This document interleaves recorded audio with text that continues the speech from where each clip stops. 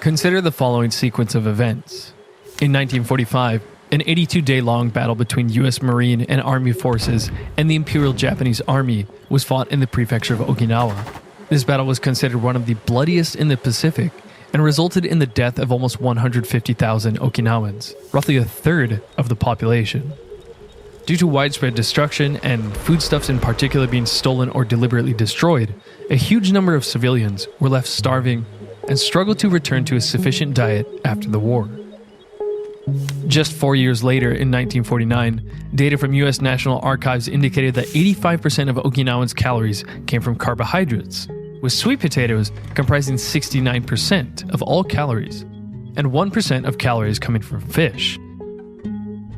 Then, several decades later, a 2016 paper pointed out that the Okinawans' 1949 post-war diet has a ratio of protein to carbohydrate that is similar to an experimental high-carb diet used to improve lifespan in rodents. Then just this year in January 2019, a BBC article referring to the 2016 paper comes out with the headline, "A high-carb diet may explain why Okinawans live so long." Okinawan people did historically eat their fair share of sweet potatoes, the typhoon-resistant tuber made for a good staple crop. However, is it appropriate to make conclusions about Okinawans' longevity based on their diet right after the war? In any case, when you dig in a bit, it becomes apparent that this 2019 article is lacking some very important context. The idea of this video is to give you some insight into the shortcomings of research in order to help you understand what makes for a weak or strong piece of supporting evidence for this or that health claim. Let's say a detective wants to determine who killed John. He will follow clues and investigate evidence while considering the strengths and shortcomings in each piece of evidence.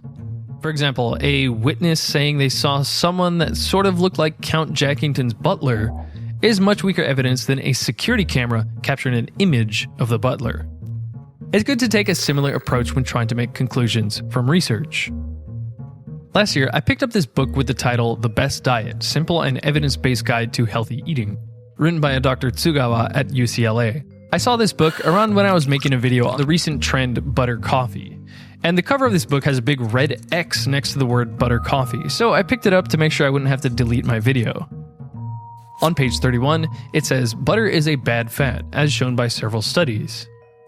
Now, the first most obvious step to evaluate a claim is to investigate the evidence that the claim is based on. There's a reference number next to this sentence about butter, so I go to reference 4 in the very back of the book, and it has a footnote saying, "The idea that butter is bad comes from observational studies in which butter seems to raise the bad LDL cholesterol." However, the evidence that butter intake affects your risk for disease is not particularly strong. This footnote goes on to point out that a 2016 paper did not show an association between butter, heart attack, and stroke. This book also brings up another very often debated topic: eggs. Eggs, especially the yolk, can be a cheap source of good nutrients like fat-soluble vitamins, which aren't contained in the majority of typically eaten foods. However, the book recommends limiting your egg intake to only 1 a day. If only this book had come out earlier, then this poor 88-year-old man could have been warned. He ate 20 to 30 eggs a day for 15 years as of 1991.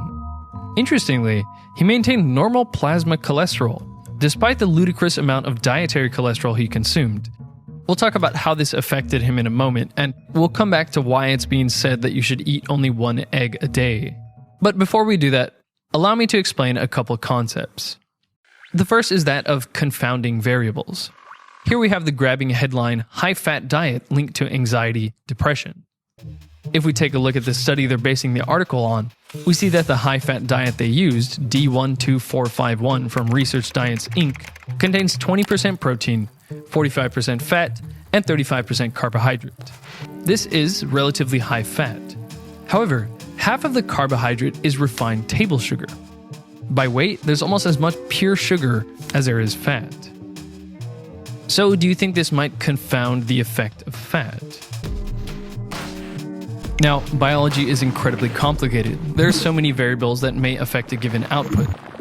So, a common challenge is isolating the effect of one food or gene on disease risk from the effects of all the other foods and genes that could also potentially increase that disease risk. I had a chat about the various challenges in scientific research with Eli Lyons, the CEO of the synthetic biology company Tupac Bio.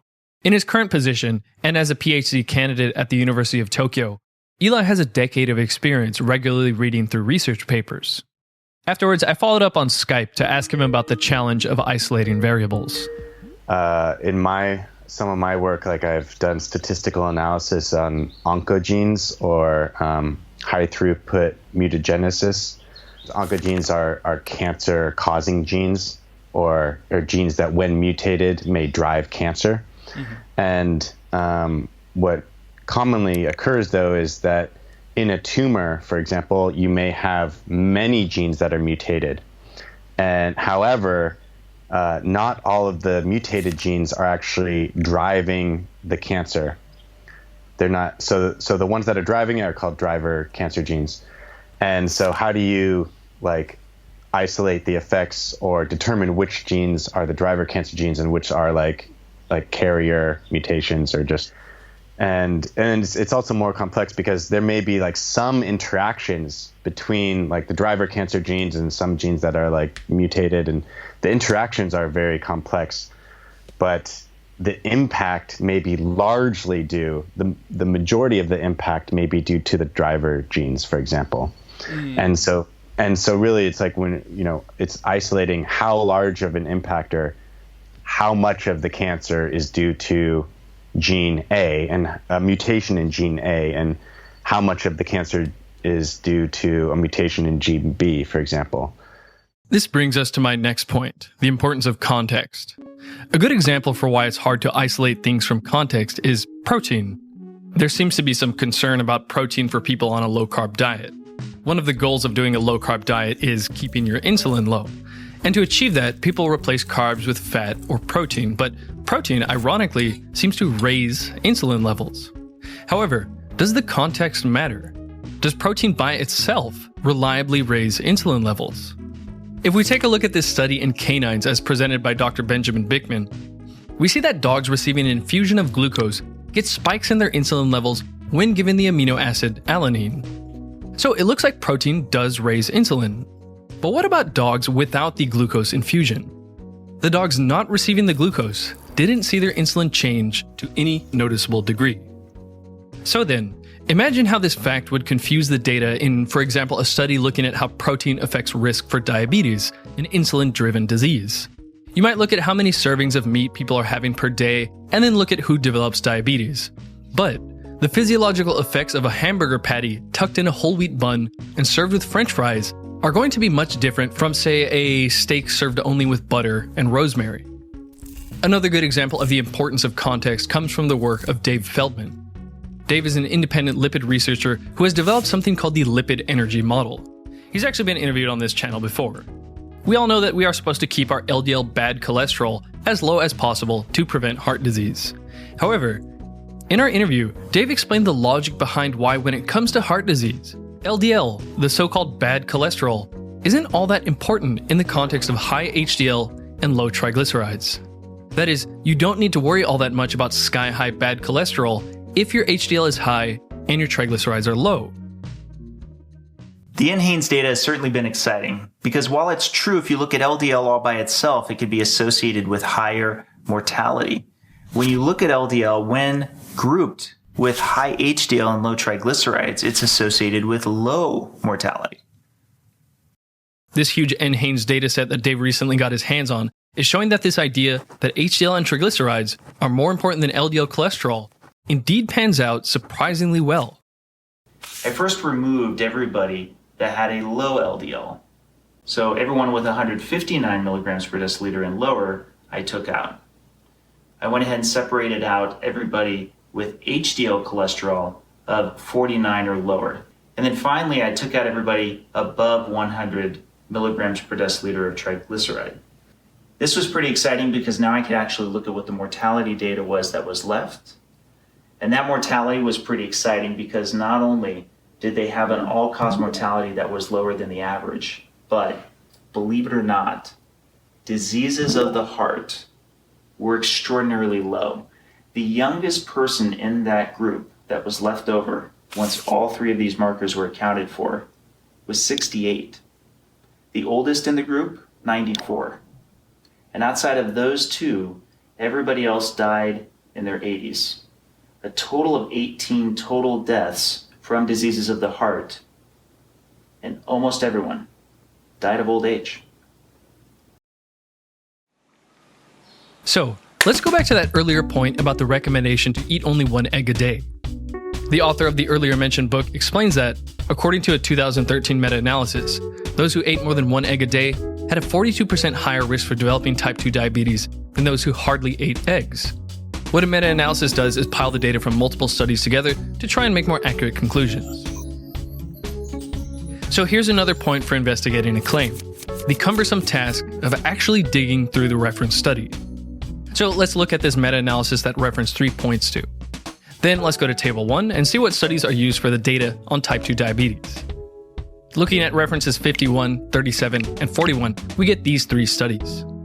The data from this study did suggest that high levels of egg consumption are associated with increased risk for type 2 diabetes. However, this study found no statistically significant associations between egg consumption and diabetes. And this other study also found no association between egg consumption or dietary cholesterol and increased risk of incident type 2 diabetes. But by taking these 3 studies with differing conclusions and pooling the data together in a meta-analysis, the conclusion becomes, compared with those who never consume eggs, those who eat 1 egg per day or more are 42% more likely to develop type 2 diabetes. At first, this seems like a good idea. More data, so a more accurate picture, right? However, in this study, the women eating the most eggs are smoking the most, eating higher amounts of trans fat, eating 500 more calories per day, and exercising the least. The men who ate more eggs also drank more alcohol and smoked more. The researchers do take these unhealthy habits into account and make adjustments when analyzing the data, but it is very ambitious to assume you can quantify the effects of all things that increase diabetes risk, and then subtract these to accurately understand how just eggs by themselves affect diabetes risk. In any case, the studies used in this meta-analysis are not all adjusting for potential confounding variables. This one only adjusts for age and sex. This one doesn't even account for how many calories the people ate along with the eggs. What if the people eating 2 eggs a day are getting those 2 eggs from a Denny's Grand Slam 7 days a week? By the way, remember the guy who ate 25 eggs a day for 15 years? The 88-year-old had no health complaints, other than poor memory and loneliness after his wife passed away. Also, he had no history of stroke, heart disease, or diabetes. So while this kind of meta-analysis study is a clue to the puzzle of eggs, I think you'd agree it's not as strong a piece of evidence as it appeared at first glance. Of course, the other reason for us being told not to eat eggs comes from the theory that fat and cholesterol cause heart disease. The very first clue for this theory comes from research by Nikolai Anichkov. Anichkov found that feeding cholesterol to rabbits had them develop very high levels of blood cholesterol and atherosclerosis. But rabbits are herbivores, so their natural intake of cholesterol hovers right around 0 milligrams. So let's move on to my next point, the shortcomings of using animals as a model for understanding humans. We were talking about the problems with model organisms. Yeah. The basic idea is that the mice that they use in experiments are not very diverse, right? So they're kind of like clones. And the way they're bred, it's got like having a breed of dog is the best analogy. So like if you did all of your experiments on golden retrievers, is that really representative of what would happen if you did the experiment on like 10 different dog breeds? Yeah. To give you a picture of how this can affect research, consider the work of Louis Dahl. In 1963, he fed rats a high-salt diet and found that some, but not all, developed high blood pressure. He then went on to selectively breed rats, producing a strain of rats that were genetically sensitive to salt. Then, in 1970, he fed these salt-sensitive rats commercial baby food, and about half of these salt-sensitive rats died. So he concluded that the high salt content of the baby food was to blame.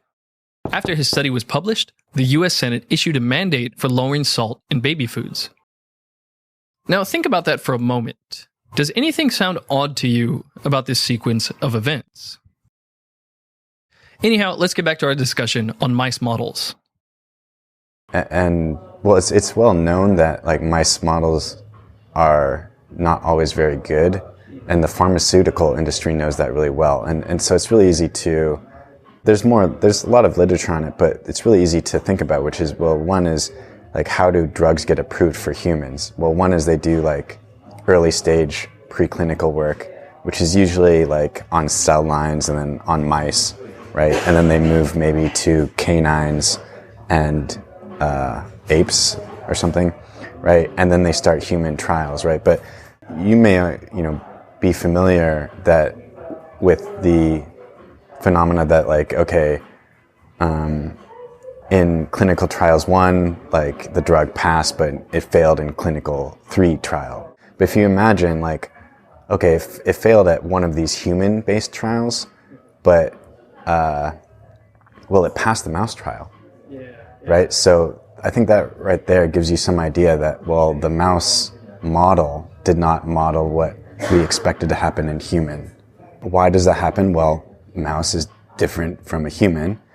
And also like the model they make where the mouse has a certain type of tumor, that tumor may not really perfectly model the tumor in humans, or diabetes in mouse might not be the same, like the model they make. This situation where like you'll pass the mouse phase, but then you fail at the human phase, that's not a rare occurrence. Not rare at all. It's probably the opposite. With all this said, studies based on mouse models are still pieces of evidence, not to be completely dismissed whenever we don't like their findings. But we should try and investigate the specifics of why a particular mouse model wouldn't be appropriate for emulating humans. I guess one of the easiest differences to point out is just that their lifetimes are shorter. So they mature faster, right? So I'm just kind of going through like really easy differences to spot between mouse and human. In my old lab, I was doing some retinal development research, like studying how the eye develops. But like somehow it's kind of a weird model to use because mice are born blind and then like humans are not. So that's kind of odd. So like I guess like these are just some of the things you want to like start to think about when you're thinking, is this a good model to use of humans?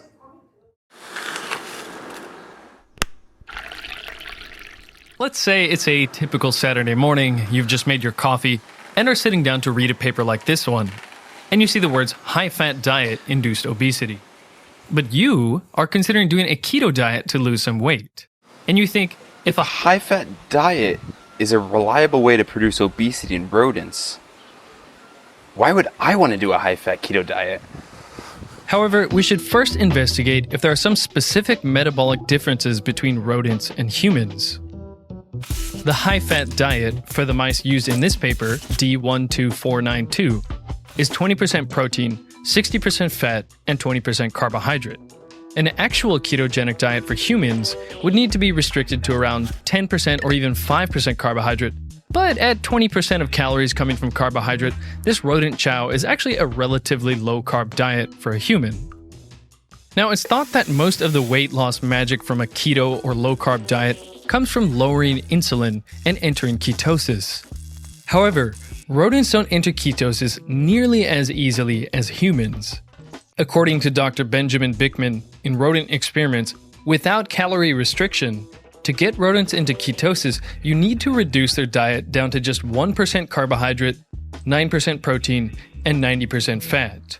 Or even a diet that is 95% fat barely gets rodents into ketosis. By the way, a 95% fat diet would be like an entire cup of butter and about 80 grams or 8 thin slices of bacon for the day. Any more bacon than that would be too much protein. Simply put, the amount of carb restriction that qualifies as low carb or keto for a human does not qualify for a rodent. These are the kinds of specific differences that should be acknowledged when using rodents as models for humans. Let's move on to my next point, food versus compounds in food. We'll start with chocolate. In his book Doctoring Data, Dr. Malcolm Kendrick talks about a headline he saw saying chemicals found within chocolate protect against heart disease. He explains that, according to the research, catechins and procyanidins found in dark chocolate inhibit the enzyme angiotensin-converting enzyme, ACE. When ACE is blocked, blood pressure drops. This is actually how blood pressure-lowering drugs work, so it makes for compelling reasoning behind a compelling headline. The only catch is that there wasn't any actual clinical effect. While dark chocolate did result in an 18% drop in ACE activity, there was no actual drop in blood pressure in those taking cocoa extract. Another example is the idea that a compound in such and such food has been found to cause disease, so that food itself must cause disease. For example, there is the idea that heterocyclic amines in cooked meat cause cancer. However, the studies finding that these heterocyclic amines are cancerous were giving rodents amounts of heterocyclic amines equivalent to 1,000 to 100,000 times the normal amount consumed by humans. As this paper says, comparison of the carcinogenic dose in rodents and the actual human daily intake suggests that the latter is definitely too low for cancer production to be explicable in terms of heterocyclic amines alone.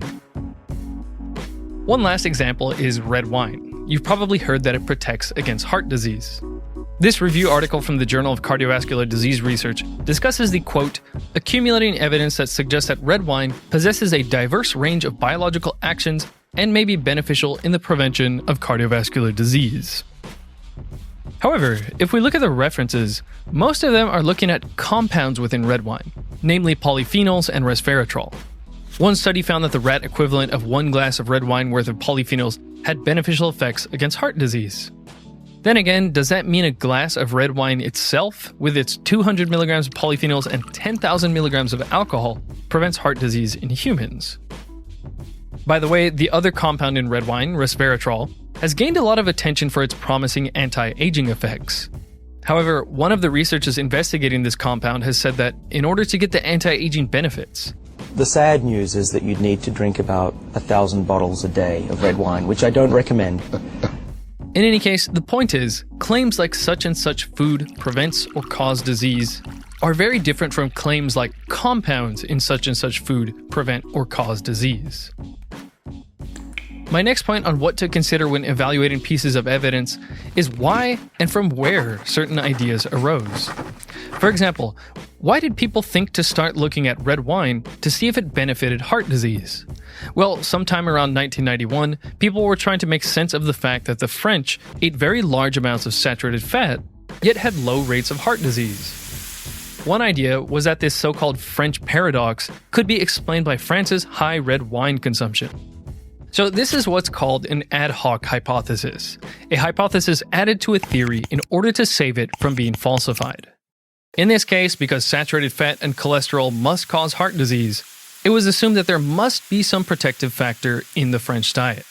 Put another way, the logic is, let's construct a new hypothesis, red wine prevents heart disease, to explain data that does not support our initial hypothesis, fat causes heart disease. Now, just because a hypothesis is ad hoc doesn't mean it's wrong, but it deserves scrutiny. And what really deserves scrutiny are things that go quickly from the idea stage to clinical practice. An example provided in the earlier book, Doctoring Data, is how a seemingly good idea arguably killed millions of people. From the early 1900s, for about 50 years or so, it was thought that strict bed rest for about 6 weeks was the appropriate prescription for someone who had just had a heart attack. It sort of makes sense. After such a traumatic event, it sounds like it would be best to let the heart rest and keep exertion minimal so as not to stress the heart. And I really mean minimal. To quote Thomas Lewis, a prominent physician from the 1930s, the patient is to be guarded by day and night, nursing and helped in every way to avoid voluntary movement or effort. So, what exactly is wrong with bed rest? As Dr. Kendrick explains, first, lying in bed stationary for 6 weeks means that there is a very good chance of developing a deep vein thrombosis in the legs. A high percentage of these break off, travel to the lungs, and block the arteries in the lungs, causing a pulmonary embolus, an event with a very high mortality rate. In fact, even a several-hour plane flight carries this risk.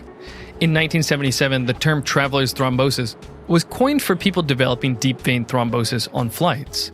Low oxygen, low humidity, and low cabin pressure at high elevations, plus sitting motionless in a chair for several hours, is a good recipe for thrombosis.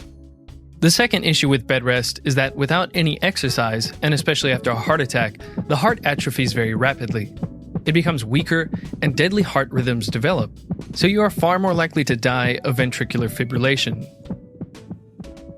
Dr. Kendrick estimates that hundreds of thousands of people were dying from bed rest each year, and this approach wasn't being questioned until the mid-1950s. So, where did this idea come from? Well, in 1912, Dr. James Herrick of Chicago published an article titled Clinical Features of Sudden Obstruction of the Coronary Arteries, where he essentially described the first documented heart attack. In that article, he stated, "The importance of absolute rest in bed for several days is clear post-infarction." To quote Dr. Kendrick, Herrick managed to describe the world's first heart attack in 1912, and then, without missing a beat, he immediately knew that strict bed rest was an essential form of treatment for a condition never before described. Another example of seemingly good ideas harming people is that of hormone replacement therapy. It had been recognized that women under 60 had far lower rates of heart disease than men of that age. For various reasons, it became accepted that female sex hormones were what was protective against heart disease. According to Dr. Kendrick, one key piece of evidence, amidst the very limited amount of evidence for this concept, was a 1987 observational study. Observational studies, by the way, are widely accepted to be very weak pieces of evidence in general. Yet the idea was still accepted, so well in fact that replacing the declining female sex hormones in menopausal women became incorporated into the 1992 American College of Physicians guidelines. In the US, failure to prescribe hormone replacement therapy for menopausal women was akin to medical malpractice. Later, a randomized primary prevention trial using hormone replacement therapy involving nearly 17,000 women published its results in JAMA in 2002. This trial found that there was a 29% increase in coronary heart disease risk. Now, I wonder how many women would have agreed to receive hormone replacement therapy if they knew the practice originated from a sort of good idea backed by a weak observational study. My very last point is the circular situation, where existing ideas can influence research in a way that biases the research towards acting as evidence for that idea. So what do I mean by that? Dave Feldman, who we spoke with earlier, has a good example of what I'm talking about. One of my problems with cholesterol research is it often lumps soft endpoints with hard endpoints. And this can be a bit of a challenge because our existing opinion on cholesterol can make a difference in how the data is recorded. So, to give you an example on the patient side, let's say that you and I have a steak dinner tonight, and then afterwards we both go our separate ways. But each of us that night experiences a 30-minute prolonged chest pain. Now for me, this is the warning I'd been hearing about from my doctor this whole time. After all, he's been telling me about my high cholesterol and that I need to do something about it or I'm going to have a heart attack. Sure enough, when I go to the hospital, it does in fact prove true that I did have a non-fatal myocardial infarction. So all of that data then becomes record. You, on the other hand, did also have a myocardial infarction, but the difference is because your cholesterol has been low, you went ahead and took a Tums because you felt like it was heartburn. Went to sleep, and that data never ended up anywhere inside of the hospital record. That's a big deal if both of us are already part of a study. But this also plays into the hands of medical professionals, because after all, if they would likewise have the same opinion that high LDL is a risk factor just the same as, say, something like C-reactive protein, then that may be relevant for a judgment call on the margins. Certainly a lot of heart attacks that you survive are not on the margins, and most medical professionals would agree. But some are on the margins, and that's a soft endpoint. I like hard endpoints like mortality because they're pretty easy to diagnose. Everyone knows whether you lived or died. And as such, that data is a lot stronger to look at in the long run. And there are several studies that use the subjective soft endpoint that Dave is talking about here. So for now, this concludes my points on what to keep in mind when trying to determine if a piece of evidence behind this or that health claim is strong or not. I realize some of this can be confusing or disheartening, and that nobody has time to dig through 50 research papers just to decide what to eat for breakfast. But for those of you who want to dig deeper into things to understand what makes us healthy and why, hopefully these points serve as tools to help you analyze articles and research more effectively.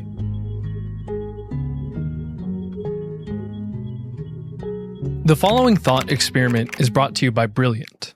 In 1959, the legendary bongo drummer and physicist Richard Feynman gave a talk called "There's Plenty of Room at the Bottom," where he imagined constructing smaller and smaller robotic arms until one could write out the Encyclopedia Britannica on the head of a pin.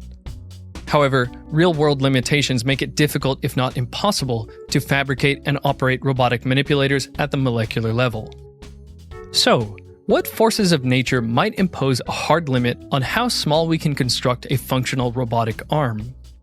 A. Molecular scale motors cannot generate sufficient force to move an arm under its own weight. B. At the molecular scale, any arm would likely break apart under the irradiation of light. Or C.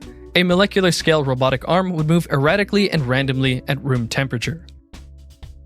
Want to know the answer and explanation? Check out brilliant.org, a website designed to make topics like physics, math, logic, and computer science fun and engaging.